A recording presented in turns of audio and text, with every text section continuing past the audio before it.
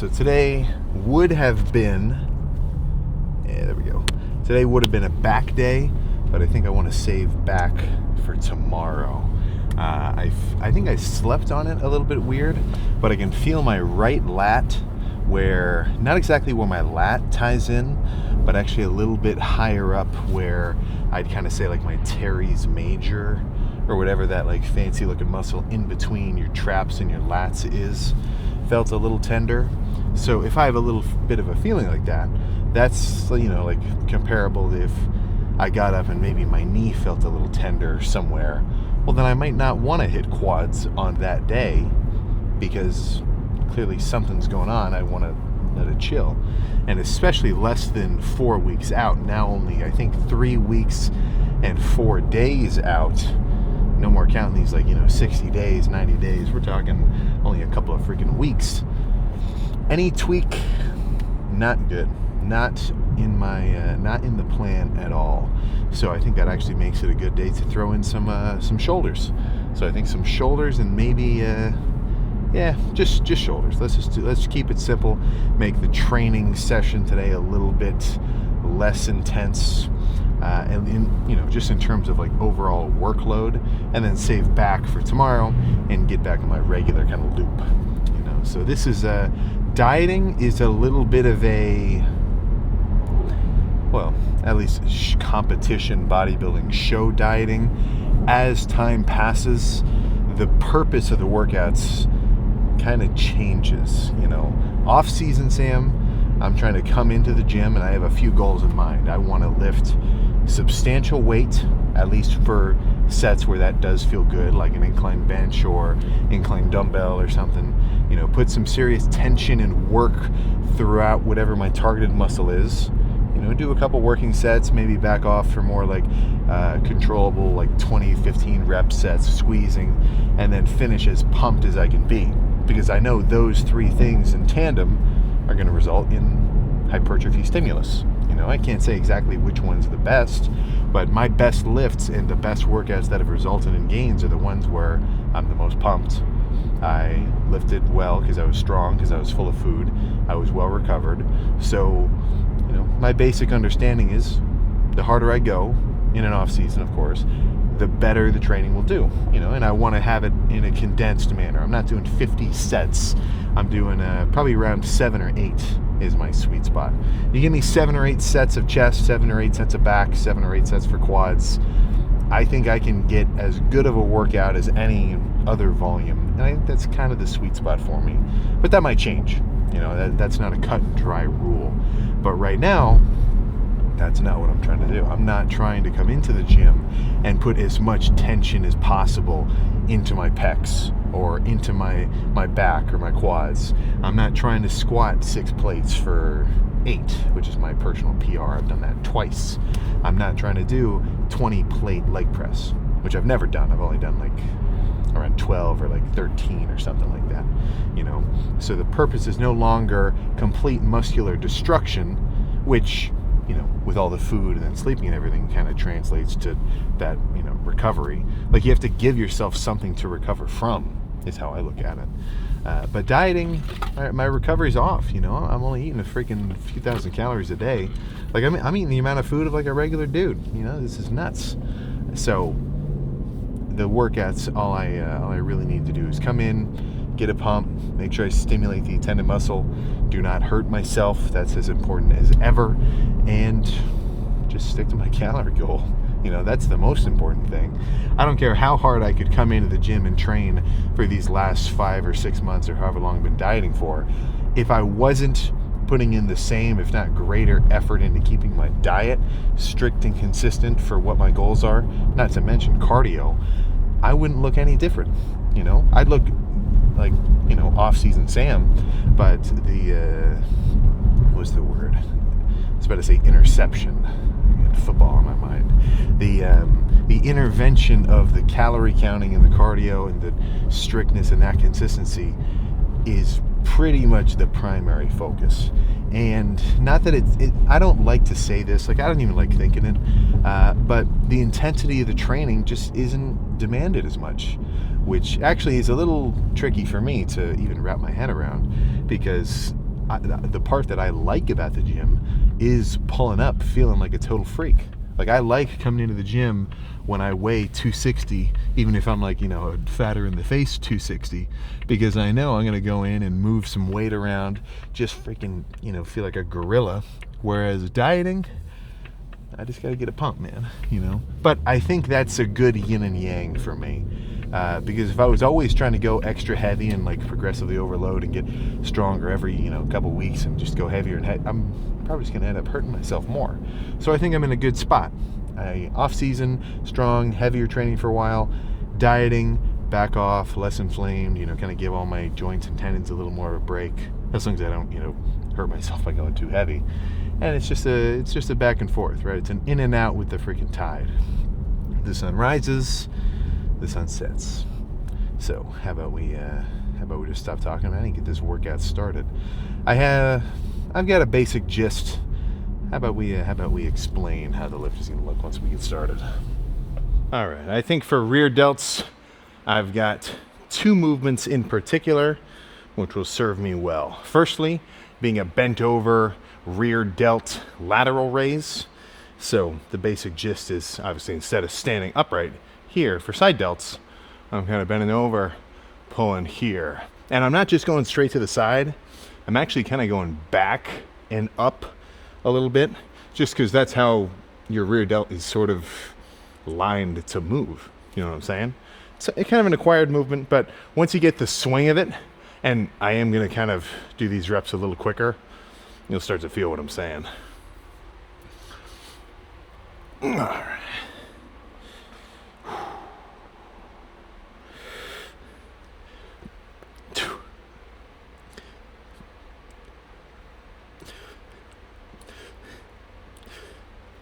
Yeah. Yeah.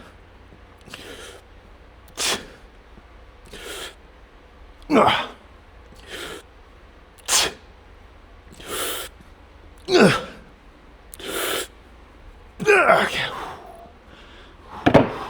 A few more of those.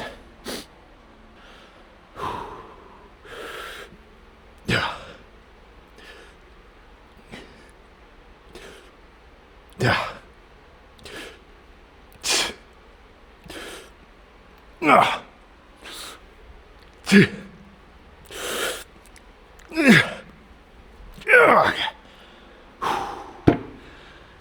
Okay. Two more.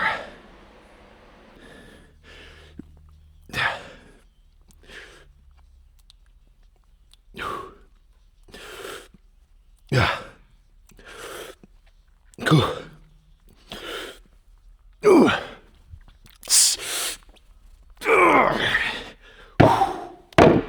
Okay, one more.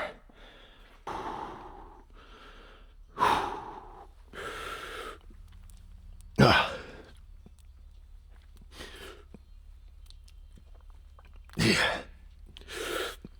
Yeah.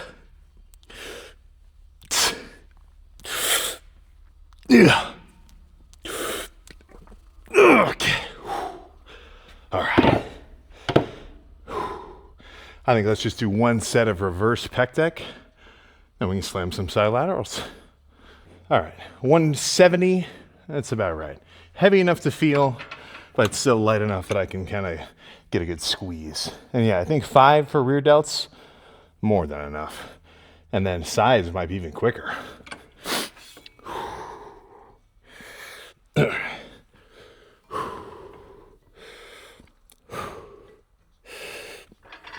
Yeah.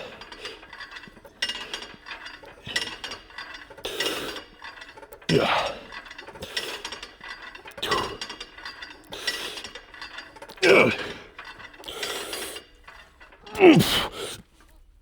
Okay. Okay, let's do some side laterals. That's enough for rear delts. All right, let's start with this machine and go from there.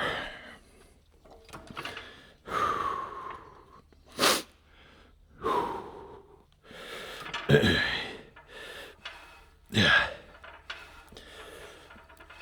Yeah. Yeah.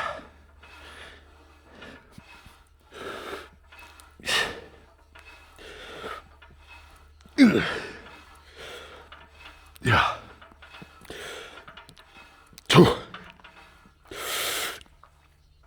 Okay.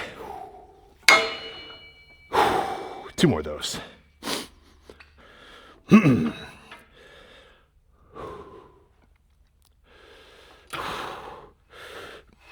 Yeah.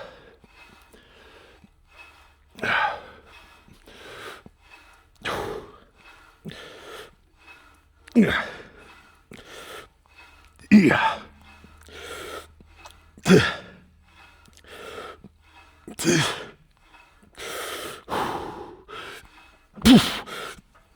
Okay.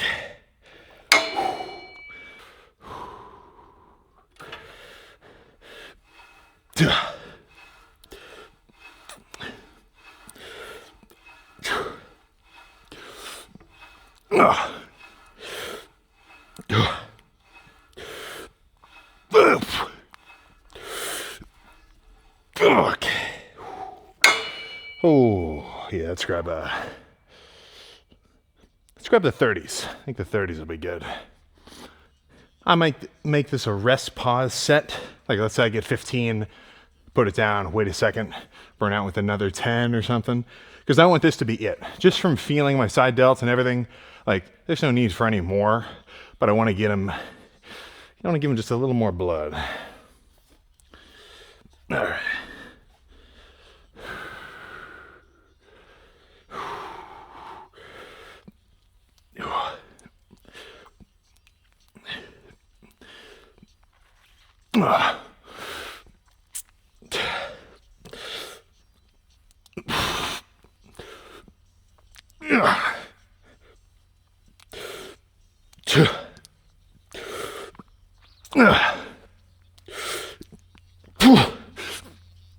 Okay, that's good. Okay, that's all.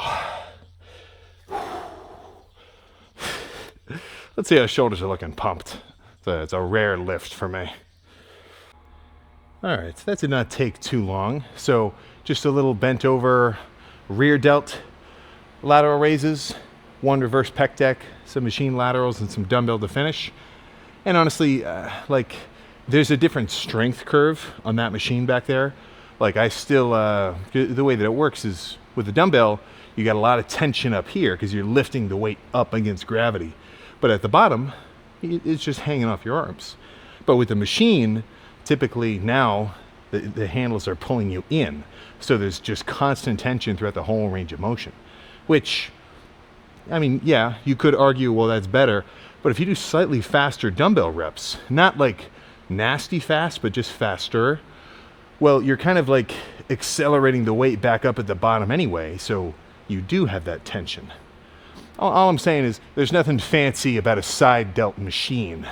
You know, dumbbells can build a pretty damn good set of shoulders, in my opinion.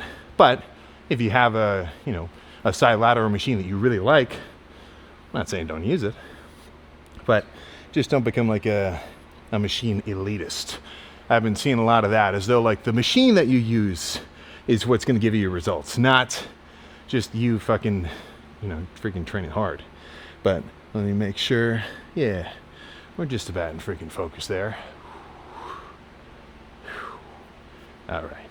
I mean, you tell me, have my shoulders ever looked this fucking round? No, I do not believe so. Holy shit. Okay. Yeah, this is a crazy shot.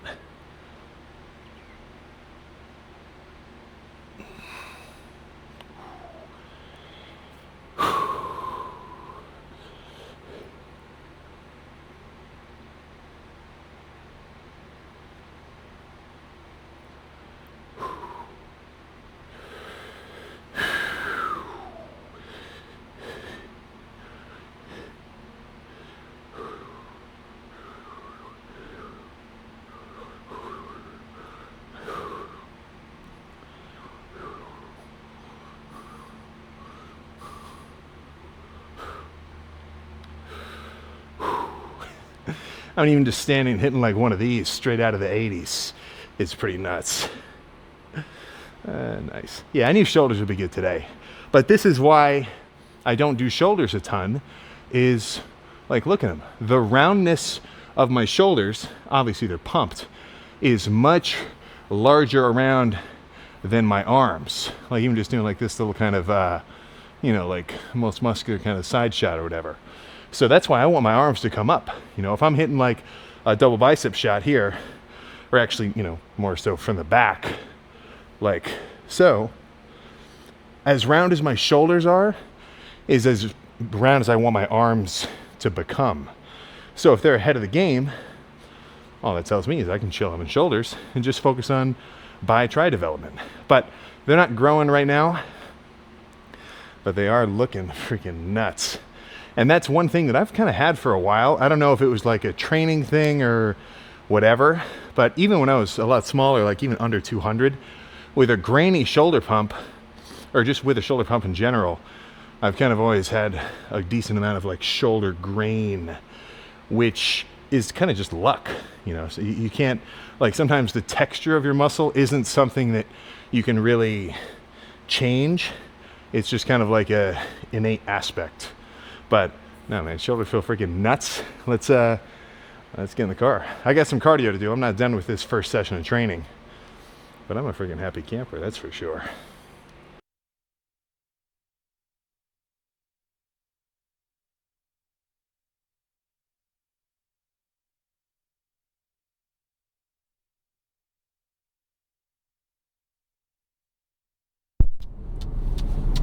I am always doing that shit. Damn.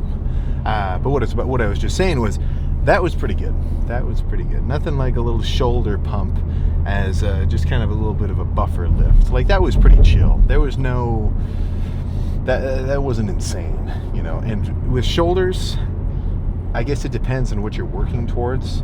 But even when I was still like really hitting shoulders, all it is kind of get them burning, smack them around. They don't need a crazy amount of weight. Like there's videos where I've like done like 60 or maybe 65 pound lateral raises before. So it's not like I've never gone heavy on shoulders, like side delts and rear delts like that. But I'm not so certain it's as necessary. If you're doing like front delt shoulder press, that's a little bit of a different story. But like with side delts and rear delts, I think shoulders are a little more of a muscle that you can just hit, get a pump, really get burning, and then go from there. Because, just think about it. Your shoulders are a muscle that kind of gets worked all the time. Every time you ever move your arm to do anything, like in your entire day, your shoulders are involved. Not so much with your back, right? Like you're never picking stuff up all the time, where you have to like work your lats, and you're never pressing super hard all the time. Like just imagine just in your regular kind of daily life, or even like, kind of more ancestral, whatever, like your shoulders get a ton of work, I think the same way that your calves get a ton of work. So if you're always walking on your calves and they're always like helping you take steps forward, I think with shoulders, you can probably hit them a little bit more frequently if you're trying to grow them, So shoulders, I would even maybe consider as an accessory muscle in terms of your workout program, So if you're going to do like a push-pull legs or something, I don't know, whatever your split may be, you can probably do shoulders a little bit more frequently with, slightly less intensity. And by intensity, I just mean like overall workload. If I do a full-on heavy chest day, 3 sets of incline bench to failure, 3 sets of cable press to failure, 3 sets of flies to failure or something, I'm not going to hit chest 2 days later. But if I do, 5 sets of side delts, 5 sets of rear delts, I could probably do that again 2 days later. Like I think shoulders are a very easy muscle even to just hit at home. Like if you gave me one 30-pound dumbbell, I can get a shoulder pump just as good as that one at home. Just, maybe get like a little ottoman or something to sit on and just do like spam some side laterals, spam some rear laterals, even do like single arm shoulder press if you wanted to do that, just in more of like a burning kind of fashion. I think that's one step into the gym that I think gets underrated, and it's just having weights around you. I don't mean a ton of weights. I don't mean the set of weights. When I was younger, we had just a set of old dumbbells in the basement, like in the crawl space, and I took some out so that I could just do, I got a pair of, I think I grabbed the 30s at the time. This is like 15, 16-year-old Sam in my bedroom next to my desk, and I'm just doing curls every so often in between games of Fortnite. Like, before I ever had a workout split, before I looked up anything about training frequency or like fucking, progressive overload or anything, it was just, all right, grab some dumbbells, do some curls, sweet.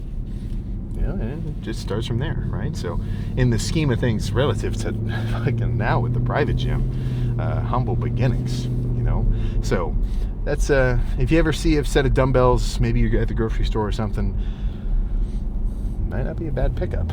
And honestly, this is one thing I'm kind of curious about. So if anybody who has the connection, I would actually be kind of interested, is those home workout, like electric cable, just cable machines, where it essentially uses like an internal motor with like all sorts of gears and leverages and stuff, so that you can have a cable extension in your house, and you could just mount it to a door or like to a support frame or something, because that would actually be really cool in my basement, because I've got like an exposed ceiling with like, the I-beam that kind of crawls across. So like, if I could put one up there and on the other side too, hit a home gym cable-based chest workout, at least for, when I'm dieting down. There's all sorts of brands like those, and I swear I had thought of the idea for that before I ever saw one actually go into production. Now, of course, I wasn't going to actually like make it or anything, because it takes a lot of, that's a big ass like thing to like, actually engineer together and like produce as a product.